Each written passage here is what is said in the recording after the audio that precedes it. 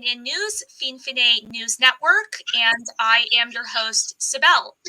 Today on FNN News, we have back again a guest that we've had on before, Dr. Trevor Trueman. Dr. Trevor Trueman is a family doctor who has, on certain occasions, helped to train Oromo health workers in camps in Sudan from 1988 to 1991. He has reported and campaigned on human rights in Ethiopia since 1994, and he's now written 58 reports on abuses in Ethiopia for the Oromia support group and has interviewed hundreds of Oromo refugees in Europe, North America, and Africa. Welcome back to FNN News, Dr. Trevor Trueman. Thanks for being here. Thank you very much for having me.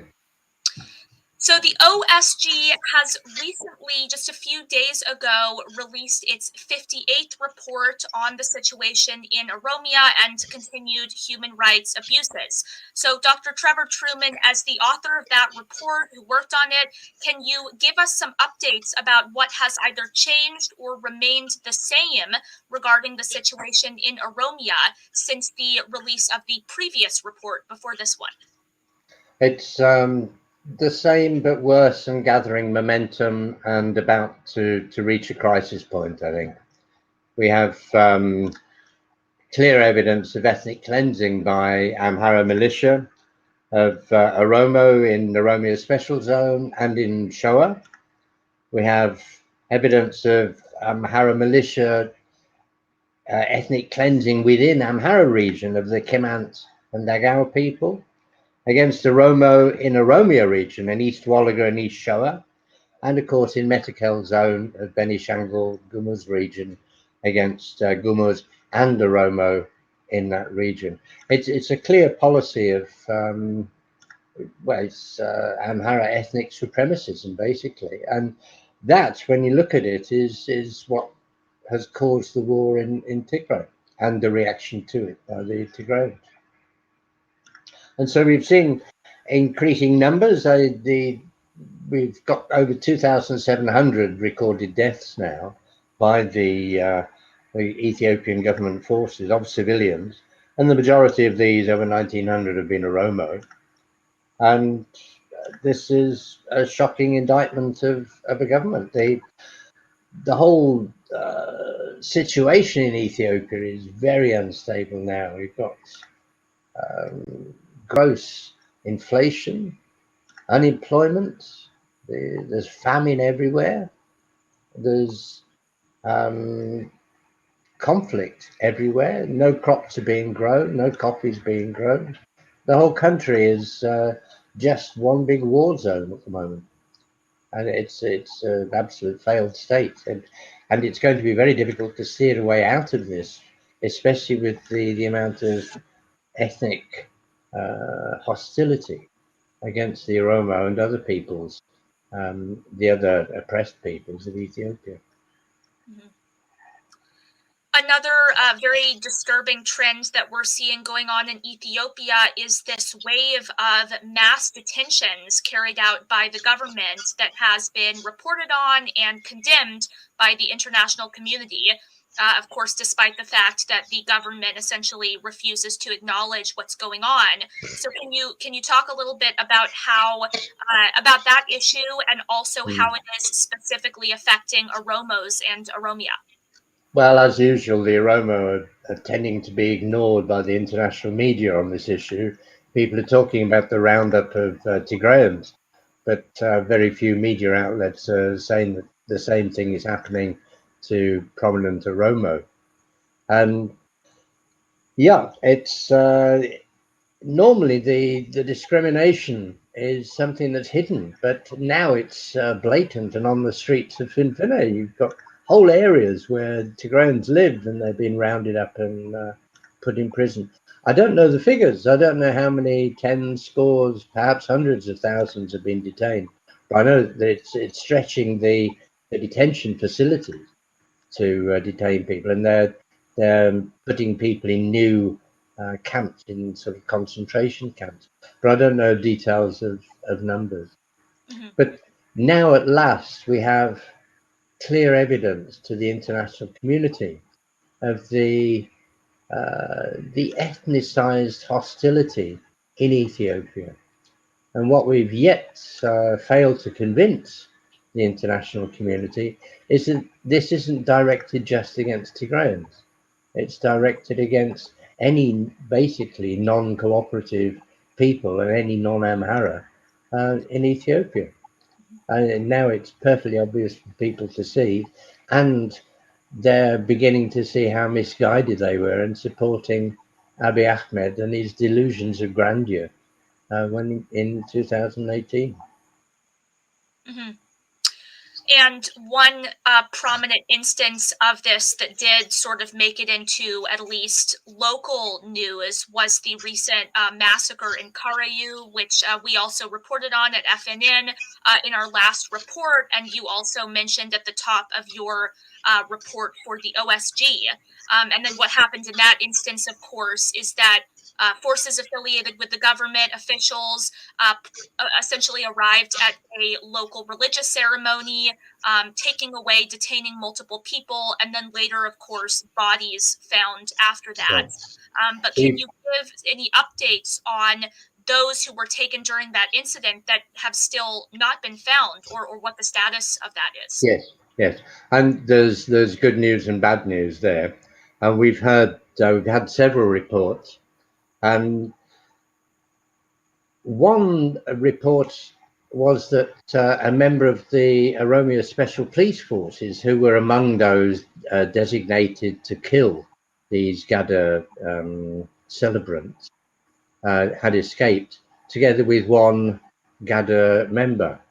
But the more recent information is that two of the Gada people escaped. The story seems that there was a large gathering and the government forces arrived, and it's probably a mixture of Oromia Special Forces, police and federal forces. They surrounded the area with lots of vehicles, but initially they were quite non-aggressive, and they called out 41 people by name and asked them to remove their traditional weapons, which they did peacefully, and saying that they were going to be questioned as part of an investigation. And then as they were removing these people, they divided them into two. There were two trucks, one containing 16 and the other containing 24. The one containing 16 was driven for about an hour, and then the Gada leaders, these were all the Gada leaders, were gathered in one place, while the people who'd taken them phoned Prosperity Party headquarters in Adama, and they did this twice. They received instructions to shoot the Gada leaders dead in cold blood. Now, two of them thought this was going to happen and they escaped, and they tried to persuade the Abagada that they were all in severe danger. But he thought, well, we're peaceful and we've got nothing to be ashamed of. We've behaved perfectly legally. Let us talk to these people. Let us convince them of our position and peaceful intent. But they were mown down in cold blood. Presumably, the people who shot them were affected by the speeches of the Abagada, and that's why they had to check with headquarters before killing them all. The other 24, well, villagers heard gunfire going on for hours and hours and hours, and it was next day that they found one or two guards over the 14 bodies, and they were riddled with bullets, absolutely riddled with bullets. And they chased the guard away and claimed the bodies for burial. And there's a picture of the burial site in the report 58.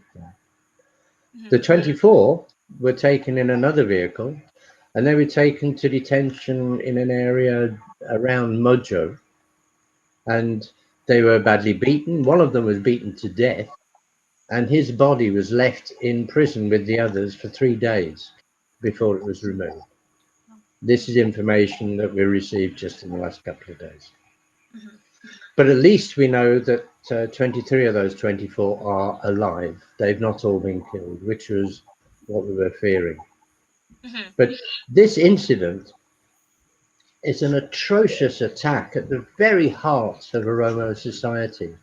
The Gada system it's a huge part of Oromuma, and what it means to be an Oromo is to have the Gada in your soul, really.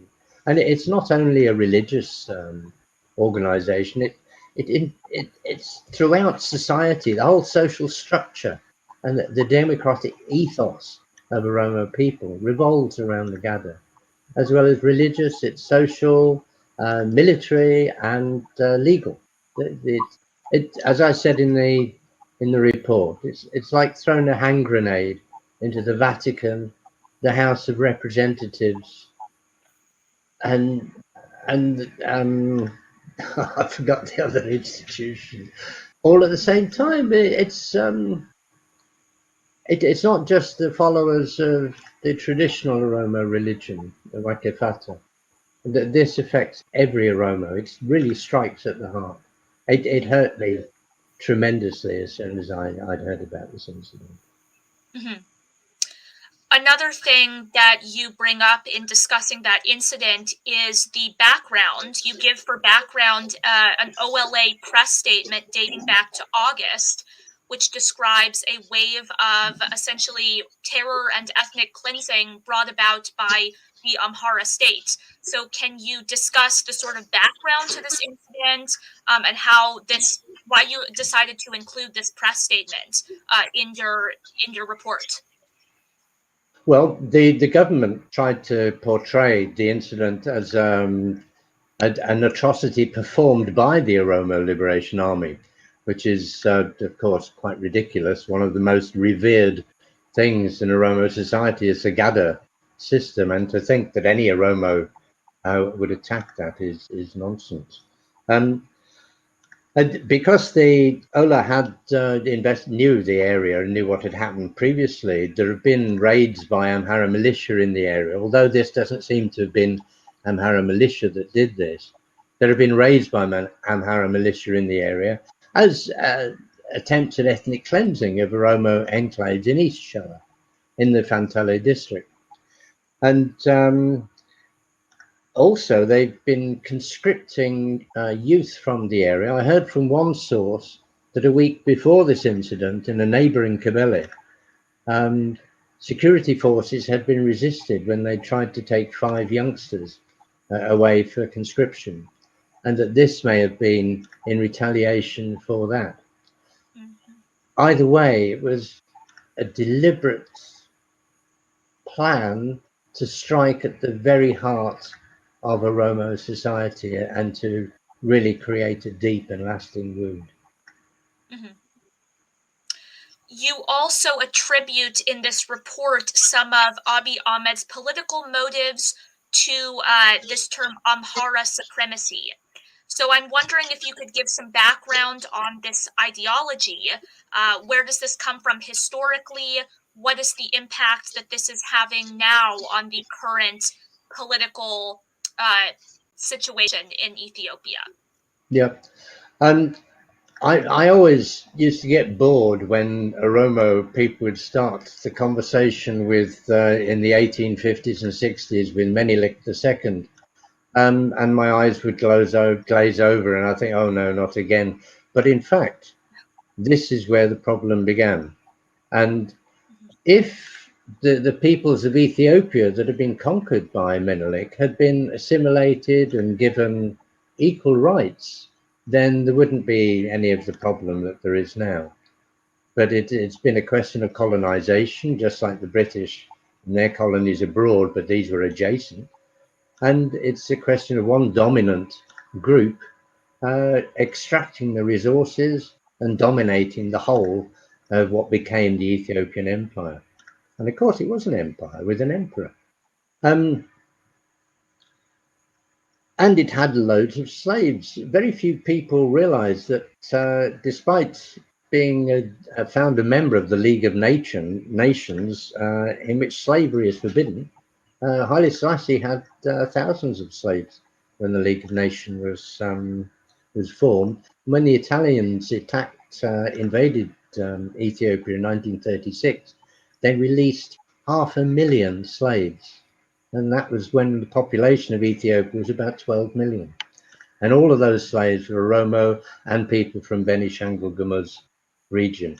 Now that attitude has persisted. The other peoples of Ethiopia are merely obstructions getting in the way of resources, or their vehicles for extracting those resources to benefit the central power in Ethiopia. Now, for the first time in 1991, this changed. And although basically what happened was the TPLF took over where the Amhara dynasties had left off, and usurped the whole of the country's, the whole of the empire's resources for its own benefit. But at that stage, they introduced this regional, this federal system where there was limited regional autonomy. Now, this was progress. And for the first time ever, we had people heard in court in Oromia in the Oromo language. They didn't have to go through interpreters and speak to an Amharic, in Amharic.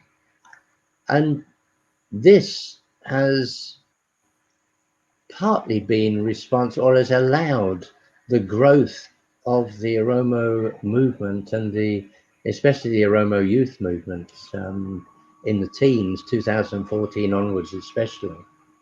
And it was the Kero movement that really brought about the opportunity for democratic change in Ethiopia, which we saw in 2018.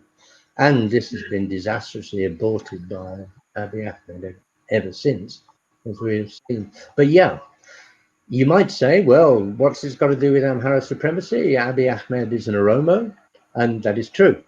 But the people who back him are old lackeys of the OPDO, now Prosperity Party, people who've got something to gain, clinging on to some sort of power within government. These are Oromo. And we have the old Amhara elites now clamoring for a united Ethiopia again under Abiy Ahmed, at least to begin with, where there would be one language, one culture, one religion, and everything would be back to how it used to be in the good old days of Haile Selassie. Now, this will not wash this time around, as we've seen. And OLA, thankfully, are now in a position to dominate the agenda and make sure it does not happen. Mm-hmm.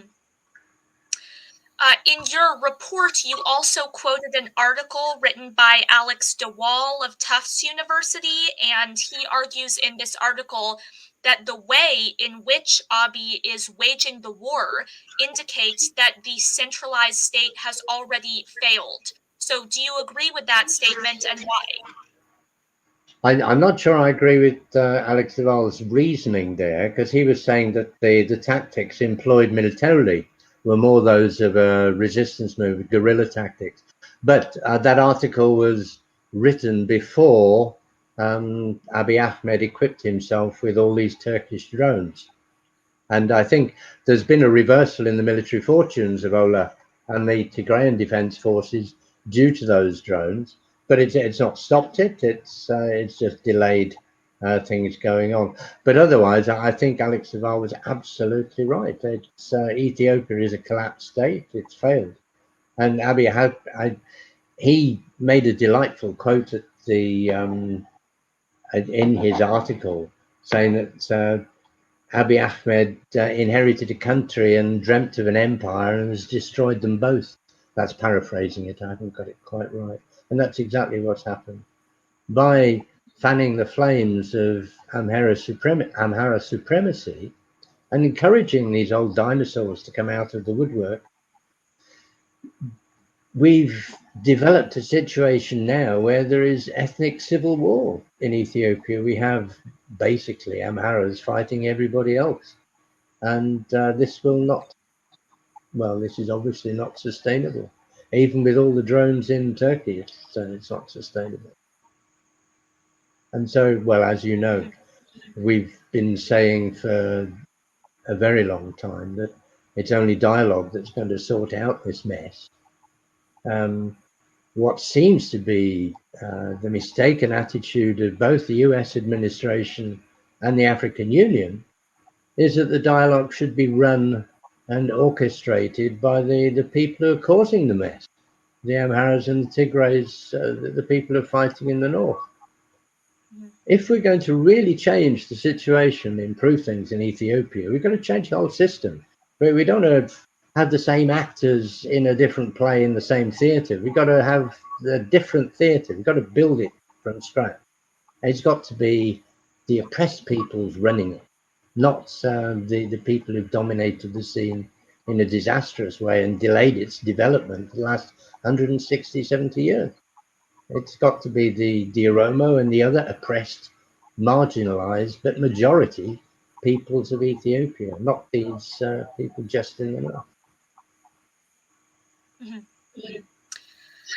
Returning to your report, you also talk a little bit about how famine has become basically a weapon of war used by Abiy Ahmed, especially in Afar and Tigray. So, can you give updates about what's going on with that, how famine is being weaponized in Ethiopia right now? I can confirm that it's definitely being weaponized, yes, but I can't really give you an update in terms of facts and figures. But it's been painfully obvious from all sorts of bits of news that there's been a deliberate blockage of aid reaching areas of Tigray and Afar, and that has been, it's been in an effort to destroy a people, which is a genocidal act, whether it fits the strict definition of genocide or not. It certainly aimed to destroy in part a people. They've even sacked people who work for UN organizations because they were criticizing the way they were delaying the aid going in.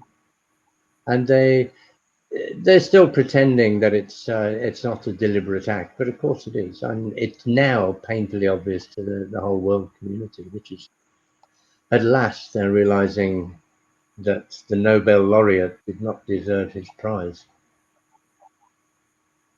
Mm-hmm. And what's your opinion? Of course, we've seen that as the conflict in Ethiopia is heating up, more international news organizations and various humanitarian organizations are now taking notice of this conflict. But do you have any critique of how it's been covered? Has the coverage been biased or lacking?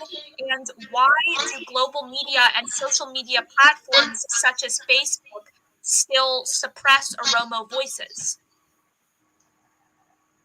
This has been a problem we've faced, ever since I can remember, because the people who are in control of the subjugation of the oppressed peoples in Ethiopia have been the same people who've been in control of the narrative and in control of the media.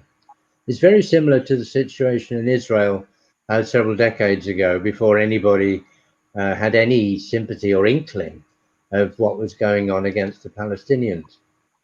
And the people who came from Ethiopia into the West, the educated elites, the people who got jobs in non-governmental organizations, in other governments, and in international organizations like the UN. These were all Amhara. Well, very rare. The occasional one was Oromo and other people, but the majority were Amhara. Now, most of these people are perfectly decent human beings who do not have any sort of conscious racist attitudes amongst them. But like Britons who grew up when I grew up in the 50s, you're surrounded by a milieu of of denigration of the other, the people that don't belong in Britain, the foreigner. You are taught that you are superior. And the Amhara believe they are a chosen people. Is that not so? And where you have a situation where a pregnant woman is scared if they're looked at by an Oromo because they think it will harm their baby, then you can see that there's a great deal of prejudice against the Oromo. Now, if you grow up in that milieu, you're bound to absorb some of that by osmosis. We saw this even in an Amnesty International report written by a man from Ethiopia, and a very fair man, I'm sure. But within the second line of the report on the Guliso massacre in November 2020 was the claim that this was perpetrated by the Oromo Liberation Army. Now, anybody who had any connections or any investigative skills amongst the Oromo in West Wallaga would have known very well that that was an impossibility. But yet there it was on an Amnesty International document, and due to inherent bias, I believe. And that is why the media are still ignoring the Oromo. And it's not just the media, it's the administrations. The announcements by the envoy, Jeffrey Feltman, are all where they do mention the Oromos tangentially, other restive rebels or people who are causing trouble, not part of the solution. This is how Oromo are related and talked about by power brokers. And, you know, it will eventually come right, but the sooner people realize that the Oromo are part of the solution rather than problem, then the quicker we'll stop losing lives. And on that same topic, we've seen sort of a trend of European countries supporting Amhara and Afar people who have been affected by the war and have been displaced. But displacement is also, of course, happening in Oromia due to violence and war-related conditions, and that seems to be widely ignored on the international stage. So is that still happening also? Yeah. We got hundreds of thousands displaced. Oromia Special Zone in Amhara region. I forget the numbers displaced in East Shoa, but it's certainly scores of thousands. And people have been displaced everywhere. It's in West Wallaga, in Benishangul Gumuz, in Metakel region, Kamsari. It's everywhere. And the whole country, if we can call it that, the whole of what used to be Ethiopia is in turmoil. And it's only a question of time. Well, things will change. How they change, we don't know. But things are changing now. There have been rumors on media. There was an announcement by a Somali region politician that suggested that there might be a possibility of prisoners being released, of political prisoners being released. Now, if that was the case, that would change the whole ballpark, wouldn't it? And once we've got Oromo leaders there, out and free and able to speak to people, then we can get a dialogue really going.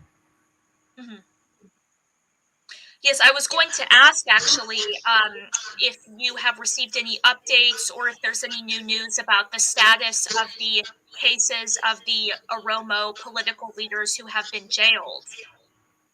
Well, until we had this rumor, and it is just a rumor, we there's no confirmation of it on the ground at all. So, but until we had this rumor, I'm sorry, I've forgotten the drift of the question. I was just going to ask about updates regarding OLF leaders and Oromo political leaders. Yeah. I'm sorry. And until we heard this rumor, we were very, very concerned. The leadership of the OLF, unlike the Oromo Federalist Congress detainees, the leadership of the OLF has been frequently moved from one place of detention to another, and all of these places are difficult to get to. Some of them, even the lawyers can't get access to. They've been denied food. Usually prisoners have a is it 40 birr a day food allowance or 20 birr a day? But the OLF detainees are told they're not real prisoners, so they don't deserve that. And they've been beaten, they've been tortured, and they've been held incommunicado. And as I say, frequently moved. And quite often we don't know where they are. Now, at a time when Abiy Ahmed was inviting Amhara militia and possibly even Fano members to police areas in Finfine, then this would have signified huge danger to the political detainees. But I was very pleased to see that Colonel Gamacho Ayana had appeared in court, according to an FNN broadcast a few days ago, and I was delighted because that meant he was still alive. Mm-hmm. So going forward, I'm wondering what you think could happen. What are the possibilities as the OLA and the TPLF near the capital? Do you see the OLF resuming an active role in the central government? I don't know. I'm not very good at gazing into a crystal ball. Unless the OLF, Oromo Federalist Congress, and the Oromo Liberation Army, unless all those three institutions are not instrumental in the dialogue that is necessary, then there will be no solution in the long run. There may be some sort of patch up in the short term, but the direction of travel was clearly along the lines of a federated state that seemed to keep the lid on a lot of aggression in the empire. Whether it's possible to do that again now, I hope so, but we don't know. And it could end awfully badly if people in Amhara region obey Abiy Ahmed's instructions to all arm themselves and fight to the last to defend a unified Ethiopia, then that could be very nasty indeed. Rwanda springs to mind, where the population was, what, 12 million? And the population of Ethiopia is nearer to 120 million. So we should not discount that possibility, especially with the amount of hate speech that's coming out of members of the Amhara region militia and members of the Ezime party and members of the Prosperity Party. These people should be criticized for their hate speech and trying to whip up hostility and hatred to the other peoples of Ethiopia. Well, Dr. Trevor Trueman, I think that is all the time we have for today. Thank you very much again for your time, for coming on and sharing the OSG's findings on FNN. And thank you for publicizing this. This is very important to get out to the world community. Thank you. Thanks. And thank you all for watching. Once again, this is FNN News, Finfine News Network, and I am your host, Cybele.